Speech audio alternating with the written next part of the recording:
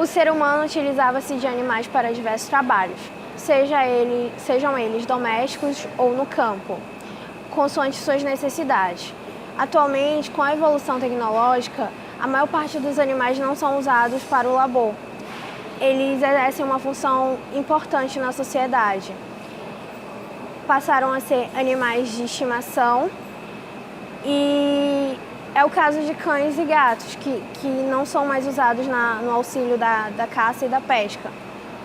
Hoje são animais de companhia. Os cães, em particular, são animais cuja função social é de grande importância humanitária, pois auxiliam em busca de socorro, podem guiar deficientes visuais, farejar substâncias ilícitas presentes em aeroportos, puxam trenós em áreas mais afastadas, auxiliam em terapias hospitalares e entre outras ocupações. E mesmo assim são os animais domésticos os quais mais sofrem com o abandono e os maus tratos.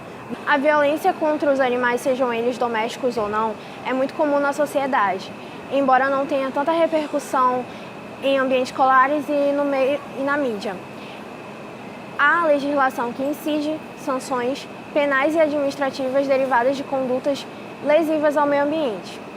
A Lei 9.605, de 12 de fevereiro de 1998, regula as condutas de maus tratos e suas devidas punições. O artigo 32 da Lei 9.605 trata que praticar atos de abuso, maus tratos, ferir ou mutilar animais silvestres domésticos ou domesticados, nativos ou exóticos, pena de detenção de 3 meses a 1 ano e multa. É importante ressaltar que os maus tratos em animais residem nas agressões gratuitas e atos de violência desnecessários que logrem machucar, mutilar, matar, torturar e impor sofrimento aos animais. Incorre também nessas penas quem realiza experiência dolosa ou cruel em animal vivo, ainda que para fins didáticos ou científicos, quando existirem recursos alternativos. Além disso, a pena é aumentada de 1/6 a 1/3 se ocorre morte do animal. Nessa perspectiva, é garantida ao suposto infrator a oportunidade de lhe ser aplicada de imediato pena não privativa de liberdade, o que lhe livra de responder uma ação penal e, sem admitir culpa, cumpre penas alternativas, tais como prestação de serviços à comunidade, pagamentos de determinado valor para instituições de caridade, entre outras. O infrator tem a faculdade de aceitar ou não o benefício ofertado nesse caso, e apenas faz jus a esse tipo de benefício quem não responde ao processo criminal anterior.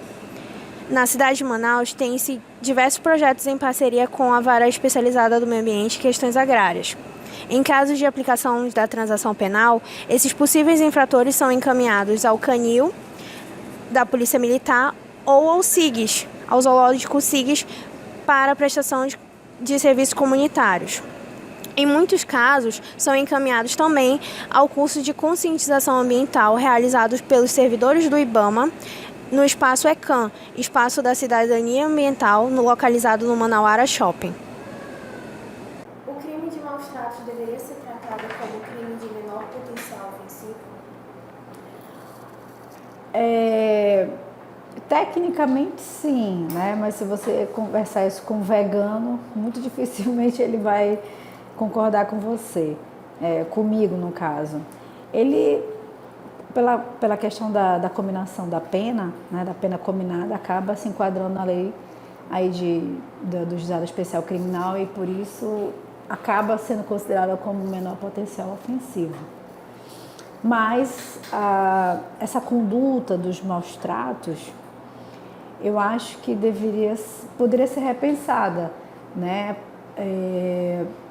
Colocar aí, avaliar algumas circunstâncias em que esses maus tratos se dão e se, sei lá, alguma circunstância agravante poderia, por exemplo, ultrapassar, né, essa pena que é considerada baixa, né, uma pena pequena, branda, para aqueles que acabam maltratando os animais. As penas para o crime do artigo 32 da Lei de Crimes Ambientais são tratadas de forma branda, a seu ver? Acredito que sim, mas, como é que eu posso dizer, encarcerar também não sei se seria a melhor alternativa, né? Nós já temos um problema seríssimo no Brasil com relação ao sistema penitenciário. Eu não sei se... Acredito que transação penal é um pouco brando, né? E encarceramento também já acho um tanto... né, pode ser encarado como algo muito rigoroso para o crime em si.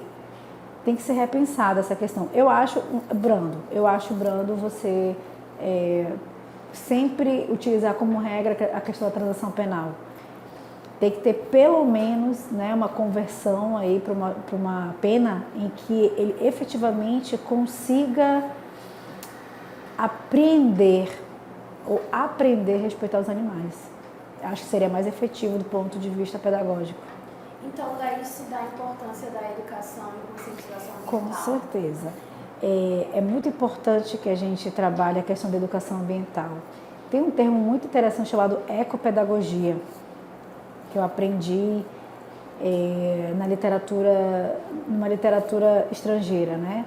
Sobre a ecopedagogia, que é justamente você inserir de uma forma muito efetiva, muito ampla, a questão da conscientização ambiental dentro das escolas. É claro, né, óbvio, eu não acredito no milagre da educação escolar, porque se a criança, né, se não é cultivado na criança alguns valores mínimos, valores morais mínimos, como respeito ao outro e aos animais, não é a escola que vai resolver isso, né? A gente não ensina a ter empatia. Caráter a gente forma em casa e a escola é só um direcionamento de algumas condutas, mas aí você tem que estar predisposto a aprender essas condutas. Assim, eu acho muito importante a educação ambiental, a conscientização, etc. Mas eu acredito também que a responsabilidade da educação familiar ela é muito importante para que então conjuntamente se possa ter uma formação de uma cidadania mais consciente. As medidas despenalizadoras, como por exemplo a transação penal ou o SUSI, possibilitam uma certa impunidade aos possíveis infratores? Acredito que sim. O ideal para mim, no meu entendimento, né, é fazer com que esses infratores, no caso, né, esses que infligem maus tratos, eles possam, no meu entendimento, tá? Como eu trabalho também com educação, então, enfim, eu acho que eles deveriam ser penalizados de verdade num tempo relativamente, um tempo razoável, cuidando de animais, por exemplo. Eu acho que eles deveriam realmente ser obrigados a passar um bom tempo cuidando de animais, no meu entendimento, ao invés de conseguir esses benefícios processuais com relação ao SUSI e transação. Qual a importância da atuação dos órgãos ambientais na apuração de crime de maus tratos aos animais?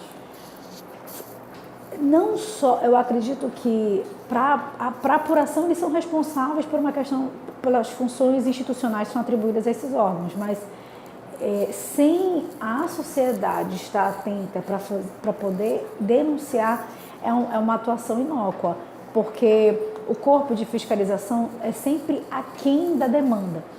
Então, infelizmente, nós temos esse problema, e não só nos órgãos ambientais, em órgãos de fiscalização como um todo.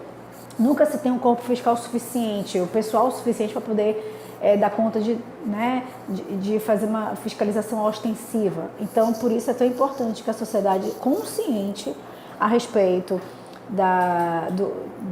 dos animais e da integridade dos animais possam constantemente, né, servir de vigilantes externos, vamos botar assim, fora da instituição, para que se coíba esse tipo de prática, para que se iniba esse tipo de prática.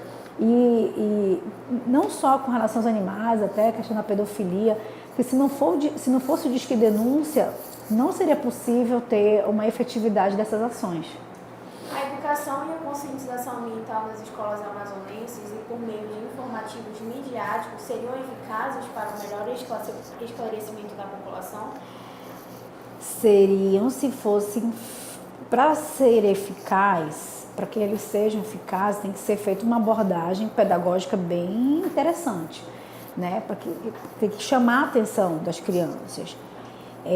Tem que ser feito de uma forma em que elas se sentem envolvidas e responsáveis por aquilo.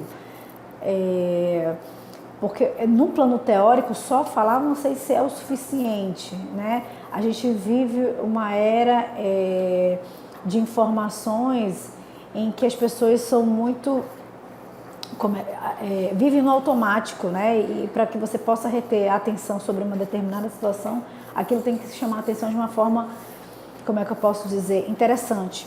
Então, fazer toda uma conscientização ambiental usando a mídia seria interessante, né? Seria realmente interessante. Fazer uma abordagem em sala de aula nas escolas públicas e particulares também seria interessante, mas o interessante mesmo é que essa abordagem chame a atenção, né? Aquela abordagem que envolva os alunos. Aí sim a gente pode falar em eficácia.